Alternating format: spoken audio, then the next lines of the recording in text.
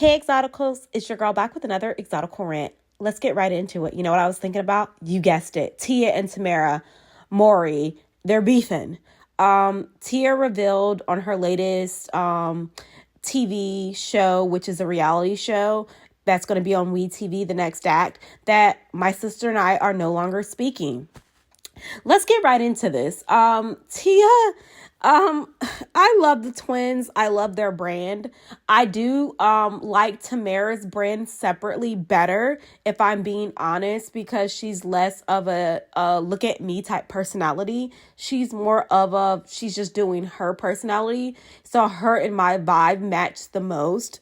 But over the years, I noticed Tia does a lot of performance acting, you know what I'm saying? She's very performative. She likes a lot of attention, and since her divorce, she has been even more so, look at me, look what I'm doing, I'm shaking my ass, let's look at me. And it's nothing wrong with that, but it's just like both of their brands have become very different. Tia's brand is more so going into kind of a raunchy path, and Tamera's brand has kind of stayed wholesome, family oriented, traditional. And I think that is the discourse, you know. Everybody's going to have different personalities, especially two different people, even if you are twins. But like, this is what I'm talking about, ladies. With Tia gives me a vibe that she thought that divorcing her husband, disrupting her family, was going to like abruptly make her life better. And she's coming to the reality now that that's not really how things work out. And she's having to kind of like revise her plan, and she's doing it in front of a broad stage. And this is one reason why her son Cree decided not to be a part of her reality show. He's a teenager now. He doesn't want to be involved in that. He has friends, and he's kind of tired of his mom being online, shaking her ass. Let's just be honest. And I'm kind of tired of seeing it too. Tia, before her divorce, had a very concrete and wholesome brand. It was different than Tamera's, but it was still wholesome in a way. But now that she has divorced her husband, Corey Hardrick, it just has turned, and it's turned in a very weird and awkward way, especially on social media. I've seen her twerking now. I've seen her whole behind. Like, it's like very odd based on her brand before. And it's nothing wrong with change, but I have noticed like the downfall of her kind of like standards for doing business. And I saw Tamera's standards for doing business stay the same. I really believe Tia thought like her leaving her husband, she would see a grand improvement of something. She would see like her life improve immediately. And she thought she had better options out here in the dating market, probably based off men just naturally, gradually flirting with her here and there. Ladies, when you meet a man, you have to meet that man and marry that man at his current potential. That was one of the reasons why, like years ago when I saw them getting married, I kind of side-eyed Tia, because I'm like, you're not marrying a provider. Most men that are not providers, when you marry them, do not become providers. And I think that was her big issue based off the hint she threw out during her divorce, about liking people's posts that are talking about one partner doing all the work and financial labor in a relationship. She liked somebody's post, and her name was public, obviously. And she kind of hinted at he was not providing for the family in an adequate, fair way. But Tia, you didn't marry a provider. Ladies, this is what I'm talking about, Exoticals. Please don't get into the situation Tia Maury got herself into by marrying a man that's not a provider. A lot of women marry men for potential, and they end up in very bad situations or unpleasant situations long term. A man is not going to magically turn into a provider if when you married and he courted you and dating process, he was not already doing that. That's a distinctive feature of certain men, and certain men have it and certain men just don't. He did not come up from that upbringing. A lot of times when men come from lower income backgrounds, it's a very strong woman presence in their life as a provider and protector. And they're usually lacking fathers or men in their life that are providers for the family. And I don't know about Corey Hardrick's life, so just leave in the comments if you do. But a lot of times, like, they see women as, you can do it. I'm a human. You're a human. We can work together. Or they're comfortable leaning into their feminine vibes. They're comfortable you doing all the work. Let's just cut to the chase. I'm trying to say it in a nice way, but whatever. They're comfortable with you doing all the work, all the heavy lifting in the relationship. Financially, children wise, they're comfortable taking a back seat and kind of just showing up as a visitor. And that's why she should have never married him in the first place. If she was looking for a provider, she should have waited like Tamera and found a provider, a man that can, like, when they get married, provide. Not a man that has to grow into him to be able to provide. She kind of married a project, and I don't suggest women doing that. If a guy hasn't been providing for you before marriage, why would you think he would provide after? I'm very realistic in my expectations, and like, I live in reality, so I don't expect people to just change immediately because they gain a new title, i.e. a marriage license. Now you're a husband.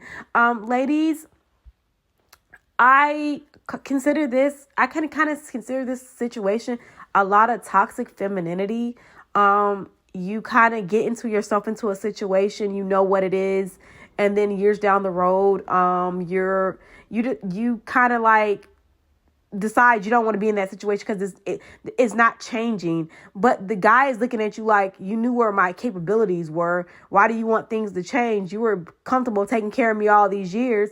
The guy is confused. And I kind of consider this toxic femininity from Tia in a way, because he wasn't a provider when you met him. He hadn't been a provider for years. And just because you guys got older does not mean a cow is going to change its stripes, or a zebra will change its stripes, you know? And that's why I suggest women that are looking for provider men, marry provider men, date provider men. A man that's not on your level, don't try to marry down, marry on your level or higher. And Tia knew this. And it's just like, okay, you're going to start redating in your 40s. Fine. You still look good, whatever. But ladies, this is just not a good scenario for her. And I think she even said it, like, some guy she went on a date with, he took out his grill and set it on the table during dinner, and she was shocked. Ladies, be careful getting into situationships, relationships, and marriages that don't serve you and you think it'll pay off in the end. It usually doesn't. The rule is the way a man meets you and courts you and dates you will be the same way in marriage. Things that are bothering you about your courtship and dating only get worse in marriage. So I really don't feel sorry for Tia. I feel like Tia has a bit of narcissistic personality traits, and it's being showcased on a broad stage, which I do not like, because I still like the sister Tia and Tamera brand. And I don't want her to tarnish that, because she's literally, it just seems like she needs counseling or therapy, to be honest. I still like her, but I really feel like she needs to focus on self-care privately. And I'm glad she has a reality show. That's how she's making her money now. But I do not want this show to exploit her in a vulnerable state that she's already seemed to be in. Let me know in the comments, lady, what you guys think. On Tamera, I've always loved Tamera. I think she's very consistent in her branding of herself and her life. She's very traditional, conservative, family oriented, and that's kind of like my brand, or like how I kind of run my life. And one thing I've never done, ladies, as a married woman, I don't expect people to change in marriage. I dated and I got courted and married a provider, and he's still a provider. I don't feel like men change their stripes. I feel like women have unrealistic expectations of people that they date and like marry, because they think marriage or a marriage license will change things. No, a man that has dated you and showed you what he can do, believe it. A man is not going to become a provider because he makes more money. A man that is a true provider will provide at every stage. Just how my husband has. He's provided for me at every stage. When he was making a little bit of money, he provided for me. When he was making a medium-sized bag, he was providing. When he's made a bigger bag, he's been a provider. He provided for me at every stage of dating, courtship, and marriage. So, ladies, believe men who they show themselves to be. Believe it. Don't try to change somebody because you feel like it'll get better with time. Stop trying to get with potential and get reality. Some people do kind of grow into that role, but that's like not the rule, if that makes sense. And I wish Tia the best, but again, like, she has been really showing her ass figuratively and literally. Ladies, believe men when they show you who they are the first time. Don't make them have to keep telling you and showing themselves to you over and over again until you get frustrated and you've been with this guy for 20 plus years. Now you're throwing yourself back into the dating market and you're just acting a fool, embarrassing your kids. Please don't do this. Please just take your time and pace yourself. Even if you're dating in your teens, in your 20s, in your 30s, in your 40s, pace yourself. Believe what this man has shown you.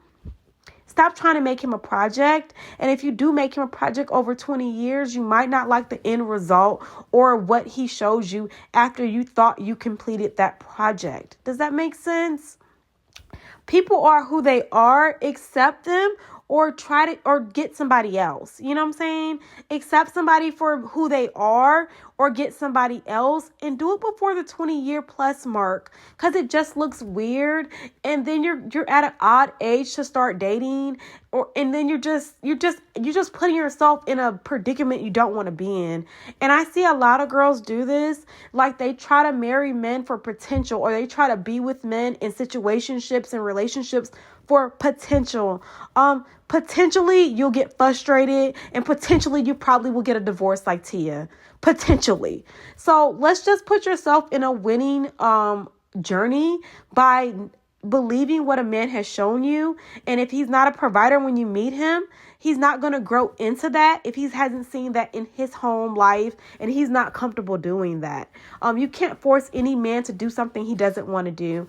This is your girl back with another exotical rant. Ladies, let me know how you feel in the comments. Have you dated guys for potential? Have you wasted a lot of time for potential? Have you met a guy that you wanted to be a provider and he just wasn't, and it was frustrating? Let's hear about it. Anyway, ladies, let me know in the comments, and be sure to email me with your stories. Bye, ladies.